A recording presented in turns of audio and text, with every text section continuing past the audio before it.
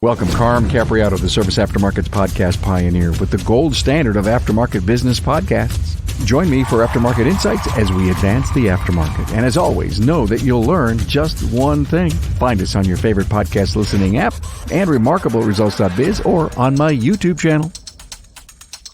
Hey everybody, Carm Capriato, Remarkable Results Radio. Good to have you here as always. If it wasn't for you, we wouldn't be, and we sure do hope that you love all the stuff that we do for you each and every week. We added a new show to the Aftermarket Radio Network this week, the Craig O'Neill's Effective Communications Podcast. I think you're going to love it. Passionate guy about getting the word out, through, and in, if you kind of all know what I mean. I'm with my friend Tom Sciortino. Hello, Tom. Hey, good morning, Carm. Local Western New York shop owner from Tonawanda, New York, Total Automotive. Doesn't live far away from me. Been on the show a bunch of times, Tom. I had Tracy do this research in all of these darn shows, and we've done shows on your computer getting hacked. Okay, are you over that? One of the low points. Yeah. Well, we did one on selling batteries, synthetic oil services. You helped my daughter change her oil. We did alignments when you got your ADAS calibration. If you'd love to see that episode when Tom got it and he gave us a tour of his new ADAS equipment. And then we did one on allies. I mean, forming a group, in town of independents that meet each and every month. Honored to be there for so many years and part of this great group. And that's the Independent Professional Auto Service of Western New York group. So that's kind of a cool thing. Anyway, Tom just recently went through a peer review. I got the luxury of hanging out there, me and daughter Tracy. And I just wanted to bring Tom on and say, hey, ask him a few questions about it. But anyway, I got my AAPEX Joe's Garage shirt on here. Tracy and I will be there with studio and some other things that we're doing. And we'd love to have you stop by. We're usually located directly across from Joe's Garage. So, Tom, a peer review, the Gears Performance Group 3. Yep, it was an interesting experience to go through. Yeah, and that's kind of what I want to talk about. We've done shows on this in the past, but this is recent, and it really was a monumental thing. And since I know Tom, he says, Carm, I'm fixing this and my showroom that and my ceiling here. And I'm watching him join a coaching organization, get in a peer group, and started to fix up his place. And him and I both have gray hair. So the point is, I guess, is it's never too late. It is never too late. And sometimes it takes some of us a little longer to get involved. But once we do, we go in full bore. You hard-headed. Never mind. I'm fine. You're in for a 3-day group here in Buffalo. You're doing a ton of great things inside of this group. And then there's the night before the peer review. Did you get any sleep? Because I had a good team behind me, we were prepared, as much as you possibly could. I actually was not having any anxiety over it at all. I looked forward to it. Would you have done all the things in your business had this not happened? Oh, absolutely not. And absolutely not. No. Think of the listener out there. Oh, Tom, you could have been on your boat, Tom. Tom, why did you spend all the money? When you look back retrospectively, saying you wouldn't have done it, but look at where you are today. Look at the performance of your business and the attitude of your people. You know what? It's an evolution. It really is. When I got involved with the group about 15, 16 months ago, I would have never imagined the transformation in my business 15 months later. It's kind of everybody says, oh, I don't have the money to spend. Well, you know what? I was just talking with somebody the other day. The money for the coaching group, I made up in the first month or two in increased productivity and profit. When it came to preparing, and it was funny how it all happened. John Waffler was my coach when I first started. Now I'm with Aaron, but we were at the very first group meeting that I had ever attended, and I was only 3 months in the group, and he looked over at me and he said, next July is you. And terror went through me, but I had a year to prepare. And in some cases, it takes a year to prepare. In hindsight, if you follow the group process and you do what's expected of you, the money is second nature, because the money, I had all the money and increased profits. Yeah. Everything I did. It's not second nature as much as it's there. Exactly. Yeah, Exactly. it's there. And so the idea is, so you knew that you were selected, but you've been part of other peer reviews. So you've got this experience and picking up the phone and talking to people, which is what these peer groups are beautiful about. And you've got an individual who you and him or her are connected at the hip as far as, working with each other. Yep, we have our partner, which we could work with and bounce ideas off.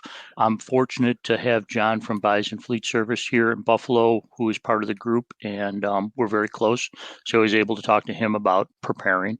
But the biggest thing was I'd been able to be through 3 peer reviews before mine. So As a observer and as a helper, right? Okay. yeah, All right. and what it did is it prepared me for all the things I didn't want to do at my peer review. You didn't want to happen to you, you mean? Exactly, Okay. exactly. And when I said, it was a team effort. When I came back from that very first meeting, we had our shop meeting, and I told the team exactly what was going to happen and shared it with them and got them to buy into the process. And once I had my team buying into the process, they were excited about it. Everybody participated, everybody got on board, and they're the ones that made it happen. I just guided the ship. Well, my takeaway, and again, I don't remember if I heard it from you or other people, it was when we got there and all these teams broken down and they were all looking at different segments and elements of the business. It was this: Tom did so much work on the front side of our visit that we could go deeper instead of, getting stuck on all the highlights. God, you got to do this, you got to do this. Oh, that's done, that's done. And they went deeper. So I think the value that you got from this peer review was even bigger and better than it could have been. Yeah, I had talked to Aaron, the coach, quite a bit about I wanted to eliminate the low-hanging fruit. I didn't Yeah. want people pointing out, I need a sign over the fire extinguisher. I need to clean things up. I wanted them to look deeper into my business so that I could find the things that I don't see on a regular basis. With doing that preparation ahead of time, it allowed them to do that. Actually, I had some comments that they really had to look to, have Yeah. things Yeah. to improve me on. You know what? It was very beneficial, and I think it all paid off. The work paid off in the long run. I'm so happy for you. I guess part of the reason that I want to do this episode is not only to share this, which is, I think, just 3 weeks old and it's just still fresh in your mind. And Tracy and I had a chance to be at your peer review and observe how it was working in this particular case with Gear Performance Group 3. The reason that we're doing this episode is for other people to say, well, I never have to worry about a peer review, so I'm not going to do any of that stuff. Put the sign over here and do all this compliance stuff and try to get a little better work environment, bring in my customers, clean up the weeds on my cracks in my driveway and all this stuff that you did. There's nothing. My point is that running a great business shouldn't preclude the fact that because I'm not in a peer group. My point is take these lessons from Tom and just do it. There's so many simple things you can do that improve your business. Paint. Just paint. All right. Paint, clean up, get rid of this stuff. If you haven't used it in 3, 4 months, throw it out. Just get rid of it, clean it up. One of the biggest things that I did, I took advantage of a grant program to improve the lighting in the shop. And let me tell you, it changed the overall mood and tone in the shop for the technicians, just having better lighting in the shop. I've had customers that walk in the door and go, oh my God, you cleaned up, you remodeled, you changed things. Customers notice the little things that go on. Anything you can do to change the look and clean up your business, in the long run, it pays off. It really does pay off in the long run. Customers notice that type of stuff. If you're a shop owner and you say, we really need to do some of these things, and it starts with paint as an example, Tom, go and buy a gallon of white paint. Go to your favorite store, come back, have your morning huddle meeting and put the paint on a table in the center of the room and have everyone go and pick it up. And the whole exercise is, does anyone know how much a gallon of paint weighs? And they all pick it up and they all guess. And you, as the leader of the meeting, already know. And you tell them, I don't know, it's got to be maybe 10. Let's just assume it's 10 pounds. They say, well, boss, what the hell? What was the reason for doing this? Oh, well, now what we're going to do is everyone's got a chance to carry that gallon of paint around the shop and tell me where you think we could put it. Okay. It's kind of, if you will, a metaphor for a cleanup, fix up. It just doesn't start as we're going to paint this place. Nah, buy-in.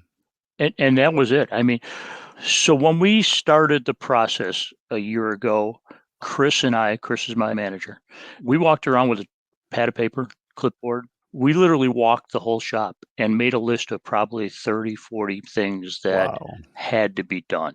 And that list stayed on my desk for a year. And as we got things done, we crossed the stuff off the list. But that buy-in got him involved. I also took Chris to the group meeting in last November, and he came back a changed person, a changed employee, where he then started to take the lead on a lot of things that he hadn't before. It goes back to, you have to get your staff to buy into it. And once they buy into the process, and they're all in, it's easy from there. Hey, AAPEX 2024 registration is now open at AAPEX.Show.com. Now, AAPEX has an incredible value for the service professional, shop owner, technician, and service advisor. Joe's Garage is your place to hang out with 10 working bays and real live working conditions. You'll find special seminars on Audi, VW, BMW, Mercedes, Tesla, under-the-hood diagnostics, advanced drivability, ADAS calibration, transmission training from ATRA, and more. Business and sales training on mastering organizational skills, time management, leading your team, and driving profits, among others. This year, the training courses are some of the best offered ever, with the industry's best and brightest trainers and coaches. This year's AAPEX 2024 will have more product demos, trending training, marketing and social media support to help you grow your career, sales, and profits. Remember, if you earn your living in the aftermarket, then AAPEX is the expo for you. Continue listening as we bring you the latest from AAPEX 2024, and save the date, November 5th through the 7th. Don't hesitate. Go to AAPEXshow.com. Hey, let's face it, your shop management system is the single most important tool in your shop, period. NAPA Trax has made selecting the right shop management system easy by offering the industry's best, most comprehensive SMS. Now, it all starts when a local representative meets with you to learn about your business and how you need to run it. After all, it's your shop, so it's your choice, and having local representation is a huge plus. Customizing Trax to your business, whether you're a one-person shop or a large multi-bay or multi-location company, a representative consults with you to help optimize your shop's workflow, efficiency, and profitability. Trax always has the flexibility to do business how you need to do it, which means it can also grow as your business grows. And unlike the other guys, we'll be there for you after installation with the best training and support in the business. Yes, a learning management system tailored to each role in your company. Simply put, Trax was designed and built for shop owners just like you. Visit us on the web at NAPA Trax, that's NAPATRACS.com. Hey, ever wonder how your labor rate compares to your market and state? You now have a site where you can confidentially upload your rate and see other labor rates published in your market. LaborRateTracker.com is an important site to know about. Currently, the database has over 1,000 shops participating and growing every day. But there's more to setting your rates than finding out what others charge. You should look at the labor rates in your state and town to gain a complete picture of the labor rate landscape. Hey, it's easy. Get market intelligence like never before at LaborRateTracker.com.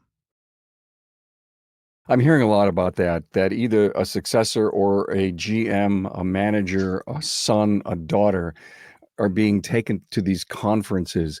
It's enough to say that you got to do the heavy lift alone.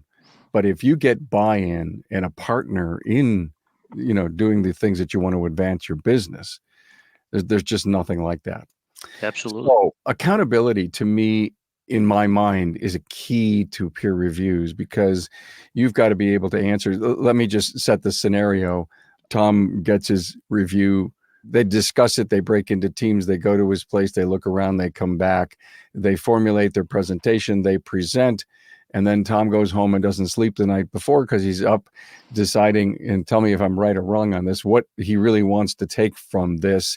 And then the next day you present the changes that you're going to make. Is that how it works? Yep. And we take notes during the presentations, and that's on Wednesday afternoon. And then Friday morning, bright and early, first thing, we present a report of, I think I had somewhere between 30 and 35 items on the list.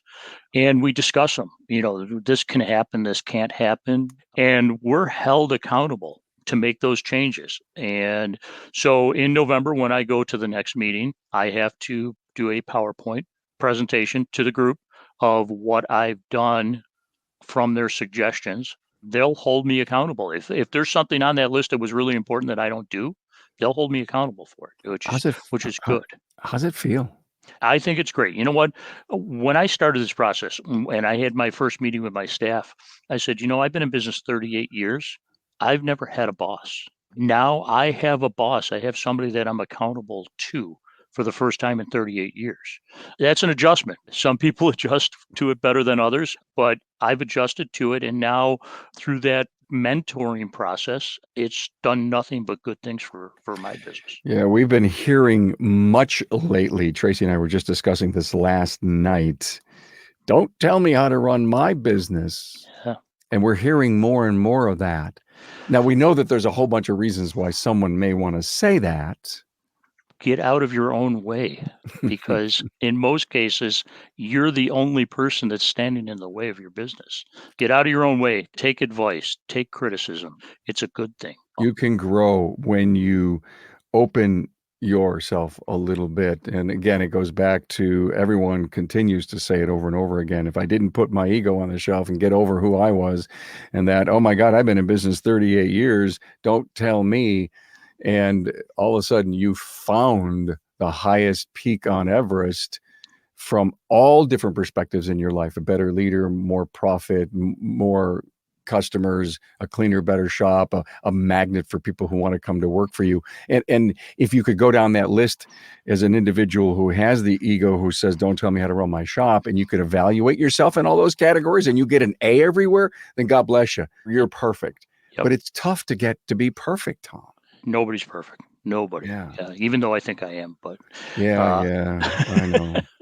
Oh So- my God. Carm, I don't know if you were there for it, but I did want to talk about the surprise that was pulled on me. Go ahead, tell me. Maybe I was or wasn't there.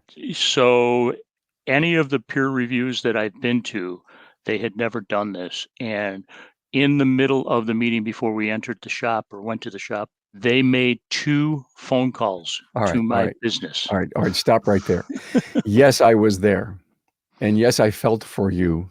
And yes, I think that should be part of every peer review, the learning that came out of that. And really, I didn't want to ask you about that, but since you brought it up, Tom, to our listener, this is just off the charts. Go ahead.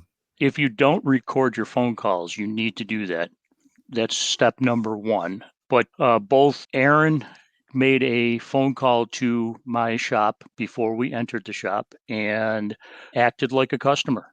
I'll be right up front with it. We identified that we need to do some phone training. Let me set the scene. The entire group is there. It's in the form of a big U. He gets the phone out, puts it on speaker, and calls in, hoping that on this one call he'd get employee X. And then he said, well, you got another service advisor on the counter. I'll call back again. Hopefully I get this next person. And lucky enough, someone was looking over you, and both answered different times. And he set up a scenario, and we listened to how your people handled the call. Yep.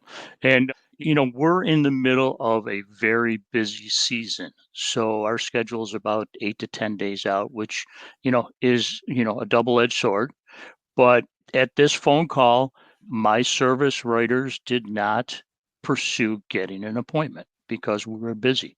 I was able to identify a huge training opportunity on how to manage the schedule, how to manage converting a phone call to an appointment, and working with the customer to get them to become a customer if they're a new customer. Yeah, it was a great experience to go through. I wish we could have handled it better, but you know what? Take every negative with a positive.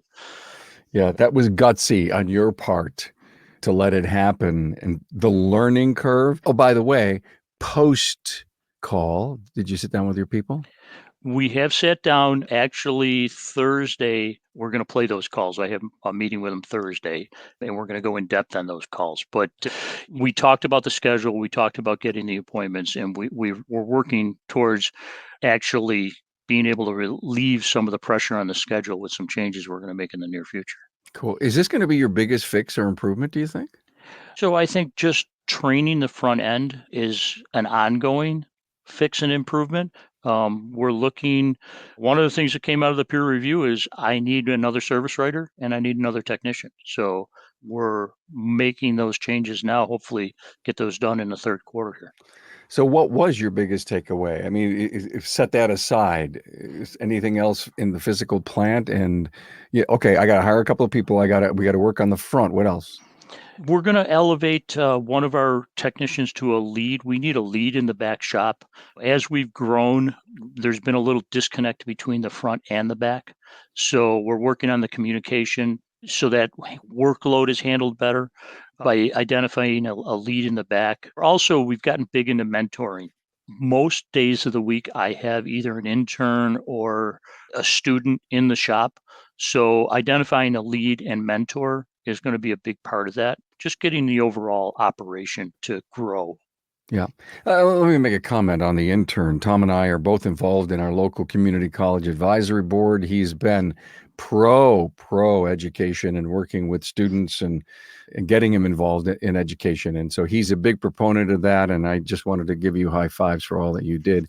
So what did your team say when everybody walked away and they left? Were they go, how did we do, Tom? Or what did they say? I got some text messages and some phone calls right after, and they were all interested to know how we did.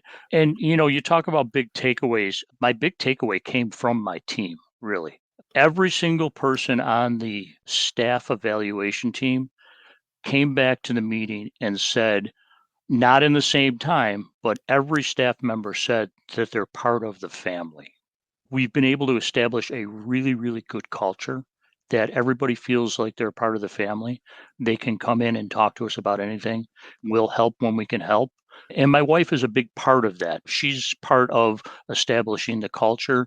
There'll be days that I'll walk in and there'll be somebody, one of the staff members sitting in the office, just having a personal conversation with my wife. And, she's just an ear to listen at that point. But I was really taken back by the way the staff thinks of my wife and I as far as creating that family atmosphere. Yeah, your wife Ann, great lady. I actually spent some time after they were done with her and they did the review in the office. She came out and we just hung out and watched what was going on. She's a great lady.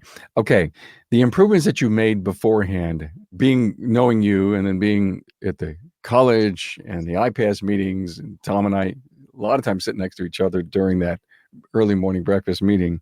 What are you doing now? I'm getting ready to do the ceiling. I'm doing the lights. And he says, did you hire out for a lot of this stuff? No, I'm doing it myself. So, I mean, we talk about energy and what you put into this. You got to be so proud of not only did you invest money in the building, but you did your own sweat equity like you did all those years. You know what? It's something I love. I love to do the painting, the repairs. It's almost a hobby for me. Cathartic. It's cathartic. Oh my Yeah, God. I don't want to diagnose a vehicle anymore. Just let me paint. yeah. So I actually looked forward to doing it. I love to do that type of stuff. Rather than working on the business, I was working in the business on the business. So, That's good. I love that. but I had fun doing it. My wife took a big part in it. We went to the Allentown Art Festival and bought all kinds of art to put up on the walls. So, made those improvements. So we supported some local businesses in the process. It was a good thing. Next time, just ask me. I'm really good with spray cans. I could have made a really nice op art thing for you. Okay. Next. Thank you so much for sharing this. Any final thoughts? Because, the whole idea of telling this story is to motivate other people. Number one, prepare them for their own peer reviews, but to maybe motivate people to get involved in coaching. And if not, just pull together a network. There's no secrets out there. You know what? You get out what you put in. And that was the biggest thing. I was all in. My wife will tell you that when I get something in my mind, I just go for it and get it done. Definitely, you don't need to be part of a group. You don't need to be, motivated by a coach or somebody hanging something over your head that they're coming in to review you. Just do it. Just look at your business, stand outside, look at the outside of the building, stand in your office, look around, stand in the shop, look around. Believe it or not, if you take the time to look, you'll find things that should be done. Ask your customers, ask your staff. I went around and asked the staff, hey, what should we do to make this better? They'll shoot ideas Yeah, to you. yeah. Make sure that you do that and it'll all come together. You're so right. We can do this on our own, but we find that so many don't. And there's a rare breed that are at a point where they have to step up. The beauty of coaching and peer groups is that you get on a team, you get inside of a group of common directed people. Sometimes you don't even need the facilitator for everyone to push the group forward. And that's one of the things that I love about peer groups is that the ideas keep coming and then you formulate and evaluate. And I've always said this, you can steal Tom's greatest idea on this. And once you bring it inside of your business and your culture with your people and your marketplace, it doesn't become Tom's anymore. It becomes yours. Yeah. And you got to understand when you're part of a group, you're sitting in a room with some of the best shops in the country. Take their advice. They've been through it. They've done it. It breeds a better environment if you're around those people. Love that. Hey, thank you for spending some time. It's early morning for us because I sure didn't want Tom not to be at work today. Tom Sciortino, Total Automotive, Tonawanda, New York, talking about his peer review. Thank you for your humbleness and honesty. Thanks, man. No problem, man. Thanks.